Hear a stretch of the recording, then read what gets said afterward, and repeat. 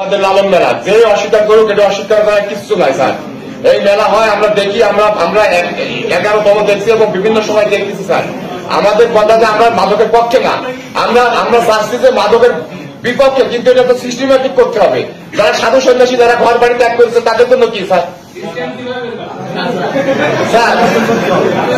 তাদের তো আমরা তো সংশোধন করবো, তারা আমাদের ইসলামের পথে দাওয়াত দেবো, শান্তির পথে দাওয়াত দেবো। আপনার নাম কি? স্যার আমার নাম মুস্তাফিজুর রহমান। মুস্তাফিজুর রহমান। জি স্যার। আপনি মাদকের কথা বলতেছেন তো ডিস্ট্রিক্ট ম্যাজিস্ট্রেটের সামনে বসে। স্যার এটা তো আমাদের আলোচনা স্যার। এটা না এটা যে কত বড় ধৃষ্টতা, ঠিক আছে? আপনি বুঝতে পারছেন, আপনি অ্যাডভোকেট? জি স্যার। আপনি কিসের অ্যাডভোকেটি করছেন? স্যার আমি সিটাং ইউনিভার্সিটি থেকে পড়াশোনা করছি, LLB LLM। আপনি জানেন না যে ডিস্ট্রিক্ট ম্যাজিস্ট্রেটের সামনে বসে আপনি একটা গুরুতর বিষয় কথা বলতেছেন, একটু সেন্স তো আপনার নাই। হ্যাঁ, এটা এই ওনারা যে পণ্ডিত আমাদের সাধুরা আছেন, ওনারা বারবার বলেছেন এবং ইস্যু আছে যে মাদকের সাথে আমাদের লালন সাহেব যে জীবন আদর্শ, জীবন চরিত, তার সাথে কোনো বিন্দু মতো কোনো সম্পর্ক নেই। আপনি সেটার আবার সাফাই গাইতেছেন এখানে বসে বসে। না আমি সাফাই না স্যার, আমার ব্যাখ্যাটা আপনি ভুল বুঝতেছেন হয়তো।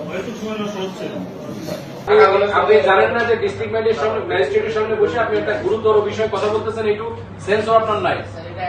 হ্যাঁ, এটা এই ওনারা যে পণ্ডিত আমাদের সাধুরা আছেন, ওনারা বারবার বলেছেন এবং ইস্যু আছে যে মাদকের সাথে আমাদের লালন সাহেব যে জীবন আদর্শ, জীবন চরিত, তার সাথে কোনো বিন্দু মতো কোনো সম্পর্ক নেই। আপনি সেটার আবার সাফাই গাইতেছেন এখানে বসে বসে।